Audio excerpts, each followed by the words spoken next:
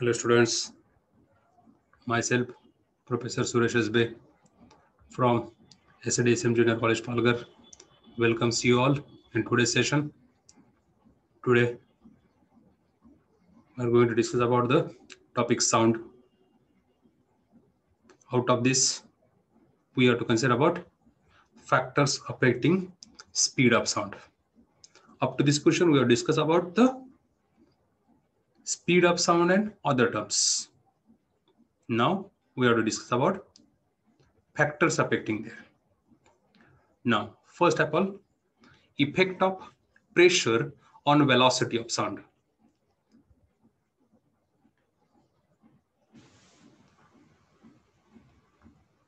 Now, according to Laplace formula, velocity of sound in air is given by this formula there. V is equal to under root of gamma p upon rho. If m is mass and v is volume of air, then before discussing about this term, we will consider about this. Just revise it. V velocity है, gamma ratio of two specific heat है, p pressure है and rho density है.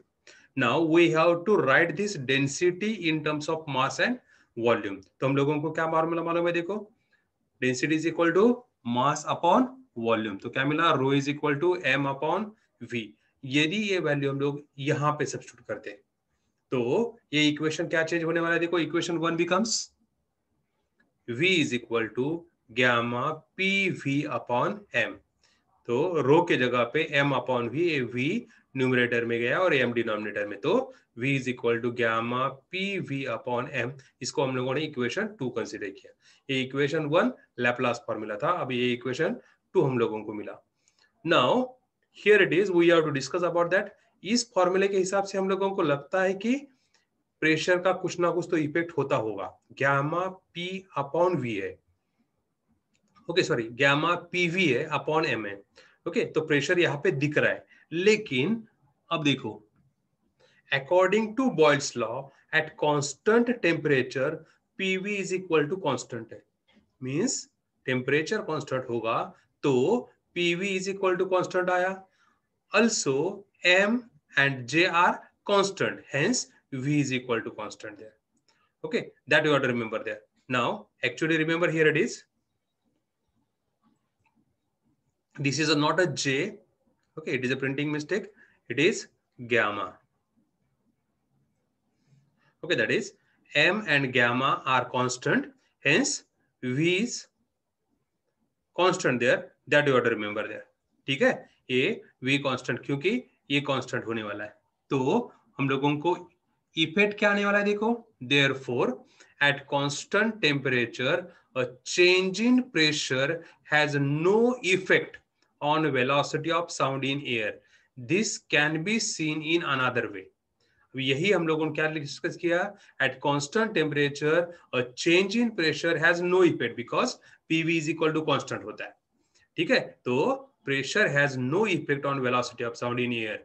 Now यही हम लोग अलग method से कैसे देख सकते हैं वो देखो भी. Now for gaseous medium PV is equal to nRT, ये इक्वेशन हम लोगों ने डिस्कस किया ऑलरेडी, या केमिस्ट्री में आप लोगों ने स्टडी किया होगा. This is called as a ideal gas equation there. PV is equal to nRT. Now इस इक्वेशन में पी प्रेशर है, वी वॉल्यूम है, n number of moles, R universal gas constant and T temperature, n being the number of moles यहाँ पे लिखा हुआ है. ठीक है, तो PV is equal to nRT. यदि हम लोग इक्वेशन 2 में सब्स्टिट्यूट करते हैं तो हम लोगों को क्या इक्वेशन मिल रहा है? देखो, V is equal to gamma nRT upon m. हम लोगों का इक्वेशन 2 क्या था? V is equal to gamma PV, PV के जगह पे nRT डाला है, तो गैमा nRT अपॉन m. हम लोगों को ये इक्वेशन 3 मिलेगा. नाउ अब देखो, hence for gases medium obeying ideal gas equation, जो PV is equal to NRT क्या है? आइडियल गैस इक्वेशन है. Ideal gas equation, change in pressure has no effect on velocity of sound unless there is change in temperature.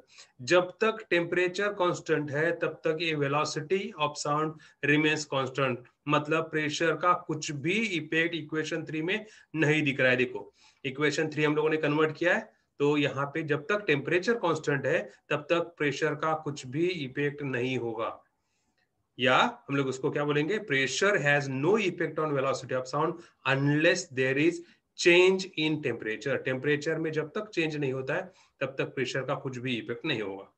Okay, that is a first point that you remember that. ठीक है, ये याद रहेगा, pressure का कुछ भी effect नहीं होता है, कब तक, टेम्परेचर जब तक कांस्टेंट है तब तक। Got it? Now will discuss about the another one, next point. तो अभी लास्ट पॉइंट में हम लोगों ने क्या डिस्कस किया, प्रेशर का कुछ भी इफेक्ट नहीं होता है जब तक टेम्परेचर चेंज नहीं होता है। तो अभी टेम्परेचर के बारे में डिस्कस करना है। जो इक्वेशन 3 हम लोगों ने कंसीडर किया था वही अभी फिर से यहाँ पे आने वाला है। अब देखो, suppose V0 and V are the speeds of sound at T0 and T in Kelvin respectively. Means T0 Kelvin and T Kelvin पे V0 and VA speeds है, ऐसे हम लोगों ने कंसिडर किया। Let ρ0 and ρ be the densities of gas at these temperatures. तो उस particular position पे ये दोनों डेंसिटीज है। Now the velocity of sound at temperature T0 and T can be written by using equation 3। जो इक्वेशन 3 था वो यहाँ पे अप्लाई करने के बाद हम लोगों को क्या मिलने वाला है, देखो इक्वेशन 3 क्या था, रिवाइज करो, देखो क्या आएगा, v is equal to under root of gamma n R T upon M, ऐसे था। तो अब यहाँ पे क्या आने वाला है, देखो अभी v0 is equal to, v के जगह पे v0 gamma R T zero upon M, n R T बोला था मैंने, ठीक है। तो यहाँ पे हम gamma r t0 upon m, लेकिन n क्या हुआ, we are taken this equation that is for 1 mole of a gas, n is equal to 1 consider किया है, m is a molar mass and n is equal to 1 हम लोगों ने consider किया है। for 1 mole of a gas equation 3 becomes in this way, v0 is equal to under root of gamma r t0 upon m। ठीक है, ये v0 का value हुआ, वैसे v is equal to क्या आएगा, ये t0 के जगह पे t आने वाला है।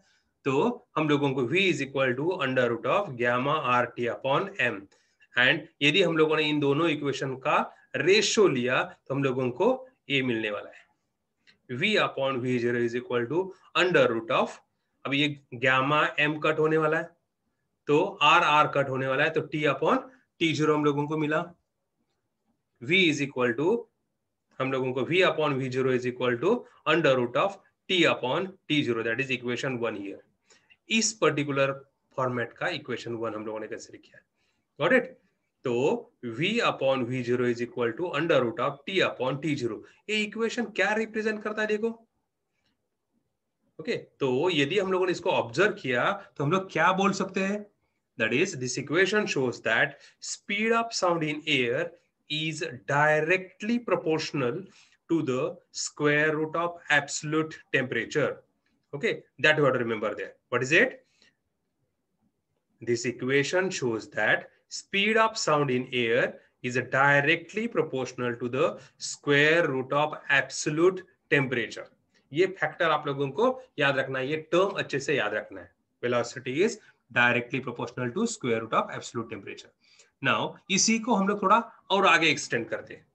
अब देखो, thus speed of sound in air increases with increase in temperature. अभी डायरेक्टली प्रोपोर्शनल बोला तो स्पीड इंक्रीज कब होगा, टेम्परेचर इंक्रीज होगा तब।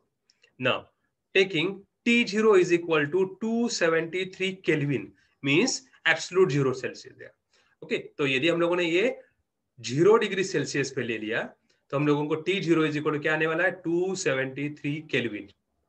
ठीक है, 0 डिग्री सेल्सियस पे T0 is a 0 degree Celsius हम लोगों ने कैसे किया, and writing T is equal to 273 plus T kelvin पे आएगा, ये T डिग्री सेल्सियस आया, where T is nothing but the temperature in degree Celsius. The ratio of velocity of sound in air at T degree Celsius to the 0 degree Celsius is given by। तो अभी ये दोनों value substitute करने के बाद हम लोगों का इक्वेशन क्या आने वाला है, देखो v upon v0 is equal to under root t upon t0 था, तो t के जगह पे क्या आने वाला है, 273 plus small t, capital T के जगह पे, और t0 के जगह पे क्या आया, that is 273 kelvin. Got it? 0 degree Celsius means 273 kelvin, हम लोगों को ये मालूम है, तो हम लोगों ने ये दोनों वैल्यू यहाँ पे सब्स्टिट्यूट की। अब ये 273 अभी हम लोगों ने सेपरेट लिखा, तो ये 273 हो जाएगा 1 प्लस t अपॉन 273। तो हम लोगों को इक्वेशन क्या मिला देखो, v upon v0 is equal to 1 plus t upon 273। ये इक्वेशन मिल गया। ठीक है, अब यहां पे थोड़ा हम लोग मॉडिफाई करते हैं। तो ये 1 अपॉन 273 को मैंने अल्फा कंसिडर किया, तो यही इक्वेशन क्या होने वाला है, v upon v0 is equal to 1 plus 1 upon 273 को अल्फा ले रहा हूं, तो alpha t under root of 1 plus alpha t आने वाला है। तो अब देखो वो इक्वेशन मैंने लिखा, v upon v0 is equal to under root of 1 plus alpha t। ये 1 अपॉन 273 को मैंने अल्फा कंसिडर किया, ये यहाँ पे लिखा हम लोगों ने। ठीक है, एक कांस्टेंट थोड़ी देर के लिए हम लोगों ने ये कांस्टेंट, बाद में हम लोग ये भी वैल्यू सब्स्टिट्यूट करने वाले, तो थोड़ी देर के लिए हम लोगों ने यहाँ पे अल्फा कंसिडर किया। अब ये स्क्वायर रूट मतलब कितना पावर होता है, correct, it is power 1/2।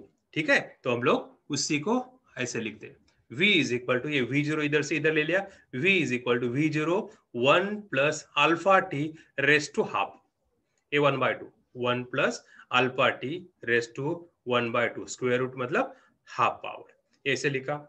Now if we expand this binomially, okay, यदि बायनोमियल एक्सपांशन हम लोगों ने यहाँ पे यूज किया, as alpha is a very small, 1 upon 273 है, मतलब इसका value it is a very small 0.00 something. ठीक है, तो ये स्मॉलर वैल्यू है, और यदि इसको बायनोमियल एक्सपांशन किया और बाकी के हायर पावर्स ऑफ अल्फा हम लोगों ने निग्लेक्ट की, तो हम लोगों को ये इक्वेशन ऐसे मिलेगा, as alpha is very small we can able to write this one, that is v is equal to v0 1 plus ये हाफ जो पावर है ये यहाँ पे आया हाफ अल्फा टी। ठीक है, that is neglecting higher powers of alpha T. Binomial expansion में हम लोग मैथमेटिक्स में ये स्टडी करने वाले, बायनोमियल एक्सपेंशन क्या होता है, ये अब यहाँ पे इसका बायनोमियल एक्सपेंशन क्या है और ये कैसे आया, ये ज्यादा मायने नहीं रखता। ठीक है, समझने के लिए आप लोग क्या करो, कंसीडर करो, ये जो पावर है ये यहाँ पे आता है, गॉट इट। अब हर एक इक्वेशन के लिए हम लोग ऐसे लिख सकते हैं, ओके, वो आप लोगों को याद रखना है। मींस कौन सा भी इक्वेशन रहेगा बायनोमियल एक्सपेंशन से हम लोग उसी का फैक्टराइजेशन कर सकते हैं। ठीक है, तो फिलहाल अभी यहाँ पे v is equal to v0 1 plus half alpha T. अब ये अल्फा का वैल्यू हम लोगों को सब्स्टिट्यूट करना है। ठीक है, तो नेक्स्ट टर्म क्या आने वाला देखो, that is v is equal to v0 1 plus ये हाफ था ही था, अल्फा का वैल्यू क्या है 1 upon 273 into T. Okay, we are getting same equation is there. तो ये 2 इंटू 273 यदि हम लोगों ने इसको सॉल्व किया तो क्या आने वाला है 546, गॉट इट। 2 इंटू 273 को मल्टीप्लाई किया तो हम लोगों को मिला 546। ओके, तो अब ये v0 को मैंने अंदर मल्टीप्लाई किया, v is equal to v0 into 1 that is v0 plus v0 into t upon 546। अब देखो यदि हम लोग यही इक्वेशन एट 0 डिग्री सेल्सियस के लिए हम लोग अप्लाई करते हैं, okay, that means as we are well known that according to the Laplace equation, Laplace equation में हम लोगों ने ये प्रूव किया है that is at 0 degree Celsius at a normal temperature and pressure velocity of sound is approximately 332 metre per second. ये Laplace correction में हम लोगों ने प्रूव किया है। तो ये v0 के जगह पे यदि हम लोग 332 सब्स्टिट्यूट करते तो इस जगह पे सिर्फ मैंने सब्स्टिट्यूट किया, ये वैसे का वैसे रखा, ओके, ये वैसे का वैसे रखा, सिर्फ यहाँ पे मैंने सब्स्टिट्यूट किया 332। आप लोग बोलोगे कि यहाँ पे क्यों नहीं सब्स्टिट्यूट किया, तो यहाँ पे भी आप लोग सब्स्टिट्यूट कर सकते हो। ठीक है, तो मुझे ये फैक्टर चाहिए था सिर्फ, इसलिए इसको सिंप्लीफाई करना है, इसलिए हम लोगों ने यहाँ पे ले लिया। तो v0 की जगह पे क्या सब्स्टिट्यूट किया देखो 332 मीटर पर सेकेंड। ठीक है, तो 332 अपॉन 546 इंटू टी। तो इसको यदि हम लोगों ने सॉल्व किया तो हम लोगों को मिलता है 0.61 इंटू टी। तो v इज इक्वल टू, यहां पे इज इक्वल टू है, तो v is equal to v0 plus 0.61 into T. Okay, that term that we are getting there, v is equal to v0। तो हम लोगों को ये जो इक्वेशन है ये क्या रिप्रेजेंट कर रहा है देखो, v0 में इतना ऐड हो रहा है। ओके, मींस अभी हम लोग ऐसे बोल सकते हैं दैट इज यदि हम लोगों का that is for 1 degree Celsius rise in temperature velocity increases by 0.61 metre per second. ये आप लोगों को याद रखना है, ठीक है। For 1 degree Celsius rise in temperature velocity increases by 0.61 metre per second. मतलब हर एक टेम्परेचर के बाद हम लोग 0 डिग्री सेल्सियस पे डिस्कस कर रहे हैं, ठीक है। 0 डिग्री सेल्सियस पे 332 था, तो 0 की जगह पे 1 डिग्री सेल्सियस आया तो 332.61 आने वाला है। अब 10 डिग्री सेल्सियस पे इसी को 10 से मल्टीप्लाई होने वाला है, राइट है। तो यही इक्वेशन क्या आने वाला है, देखो ये इसको 10 से मल्टीप्लाई किया तो 6.1, मतलब 10 डिग्री सेल्सियस पे यही वैल्यू क्या होने वाला है, 332 प्लस 6.1, मतलब 338.1 होने वाला है। Got it? In this way it is increasing. That is the meaning of this equation. V is equal to V0 plus 0.61 into T. Got it? यहाँ पे T का सिर्फ वैल्यू सब्स्टिट्यूट करना है, हम लोगों को आंसर मिलेगा। मतलब यदि हम लोगों का T 100 होता है तो 100 से इसको मल्टीप्लाई किया तो ये 61 से इंक्रीज होगा, 332 प्लस 61। ओके, दैट मीन्स यही वैल्यू जो वेलोसिटी ऑफ साउंड है वो हम लोगों को अप्रोक्सीमेटली मिलेगा 393। कब? When T is equal to 100 degree Celsius. Got it? Means अलग अलग टेम्परेचर के लिए हम लोगों को कैसे वैल्यू चेंज होगा, ये यहाँ पे इस इक्वेशन के हिसाब से हम लोगों को मिल रहा है। Got it? और ये अप्रोक्सीमेट आंसर है, that you have to remember there in degree Celsius. Got it? समझ में आ रहा है ये? Now next point that we have study there. Next factor क्या है, देखो, effect of humidity on speed of sound. ठीक है, अभी तक दो कंसीडर किए हम लोगों ने, that is the pressure and temperature. Now humidity. What do you mean by humidity? That is presence of water vapors in the air. Humidity in air depends upon the presence of water vapor in it. ठीक है, कितनी water vapours है उसके हिसाब से humidity कम ज्यादा हम लोग बोलते हैं। ठीक है, तो let rho m and rho d be the densities of moist and dry air respectively. तो ये दो डेंसिटीज हम लोगों ने कंसीडर किया, rho m and rho d, densities of moist air and dry air. Moist air मतलब जिसमें humidity या वाटर वेपर्स ज्यादा है, ड्राई एयर मतलब क्या है, ह्यूमिडिटी या वाटर वेपर्स कम है। ठीक है ना, उस वक्त if Vm and Vd are the speeds of sound in moist air and dry air, तो ये दोनों स्पीड्स है, ये दोनों डेंसिटीज है। Then using Laplace equation for speed of sound. Laplace equation क्या है, थोड़ा याद करो, V is equal to gamma P upon rho, right है।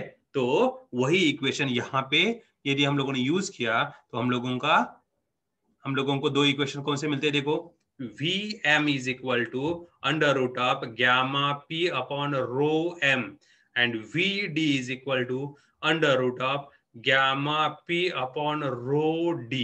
ऐसे दो इक्वेशन हम लोगों को मिलेंगे। ठीक है, तो प्रेशर सेम है, सिर्फ यहाँ पे हम लोगों को क्या मिला, moist air and dry air. तो यदि ये दोनों इक्वेशन का हम लोग रेशो लेते तो हम लोगों को क्या मिल रहा है, देखो, Vm upon Vd is equal to under root of rho d upon rho m, ऐसे इक्वेशन मिलेगा। Got it? ये गैमा पी कट होने वाला है और हम लोगों को इस टाइप का इक्वेशन हम लोगों को मिल रहा है। तो इस इक्वेशन से आप लोग बोल सकते हो दैट इज वेलोसिटी ऑफ या speed of sound is inversely proportional to square root of its density. Okay, समझने के लिए थोड़ी देर के लिए हम लोगों ने वो बोला, लेकिन अब हम लोगों को इनका दोनों का रिलेशन मालूम है, density of dry air, density of moist air. ठीक है, एयर का डेंसिटी हम लोग बोल रहे, वाटर वेपर्स का डेंसिटी नहीं है। तो आपको ये बताना है कि रो डी और रो एम में किसका वैल्यू ज्यादा होगा।